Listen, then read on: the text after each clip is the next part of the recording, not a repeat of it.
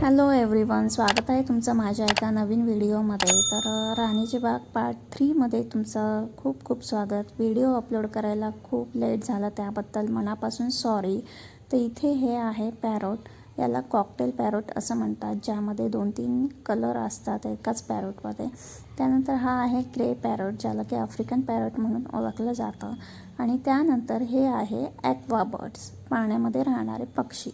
हे सर्व बघून मुलांना खूप जास्त आनंद झालेला आणि त्यांना खूप छान अशी नवीन नवीन माहिती पण भेटली, जे की बघून वाचून त्यांना खूप आनंद झाला. त्यानंतर आम्ही आलो कॅन्टीनमध्ये. मस्तपैकी मुलांचे फेवरेट असे फ्रेंच फ्राईज आणि ब्रेड पकोडावर ताव मारला, पोट भरून नाश्ता केला. आणि नाश्ता करून झाल्यानंतर आम्ही आलो मेन अट्रॅक्शन बघायला, जे की पेंग्विन. पेंग्विन बघून मुलांना जो आनंद झाला तो मी शब्दात नाही सांगू शकत. पेंग्विन पाहण्यासाठी इथे अफाट गर्दी होती. दुसरे प्राणी पाहण्यासाठी एवढी गर्दी नव्हती, पण पेंग्विन आणि टायगर हे 2 प्राणी पाहण्यासाठी खूप जास्त गर्दी होती. तर इथे 2 टायगर पण होते, जो की एक झोपलेला आणि एक असा आळस देत होता. टायगर बघून झाल्यानंतर आम्ही आलो अस्वल बघायला, जो की आपली मान खाजवून घेत होता.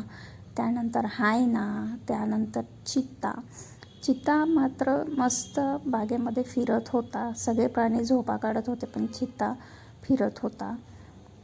तर चित्त्याला बघून पण मुलं खूप एन्जॉय करत होते आणि खूप जास्त गर्दी होती. इथे बघू शकता तुम्ही. इथे प्रत्येक प्राण्याची खूप छान अशी माहिती आहे. ते काय खातात, किती दिवस जगतात वगैरे वगैरे, असं सर्व काही इथे प्राण्यांबद्दल सांगितलेलं आहे. आणि या सगळ्यामध्ये एक गोष्ट खूप छान झाली, की मला आणि माझ्या आईला खूप जास्त वेळ भेटला एकमेकींना बोलण्यासाठी, गप्पा मारण्यासाठी. निवांत असं आम्ही एकमेकींसोबत वेळ घालवला. त्यानंतर आम्ही मस्त असे मुलांचे फोटोशूट केले, जो की फेवरेट मोगली वगैरे असे वेगवेगळे तिथे स्टॅच्यू तयार करून ठेवले होते.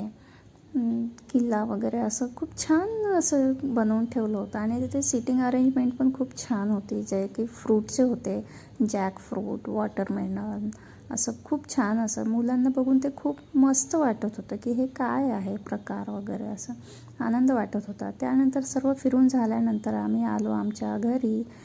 तर घरी जाण्याच्या आधी आम्ही मस्तपैकी डिनर एन्जॉय केला, कारण खूप थकून गेलो होतं. घरी जाऊन स्वयंपाक करणं शक्यच नव्हतं. मस्तपैकी डिनर वगैरे एन्जॉय केला, जेवण वगैरे झालं आणि घरी जाऊन झोप काढली. कसा वाटला व्हिडिओ कमेंट करून नक्की सांगा. बाय, भेटूया नेक्स्ट व्हिडिओमध्ये.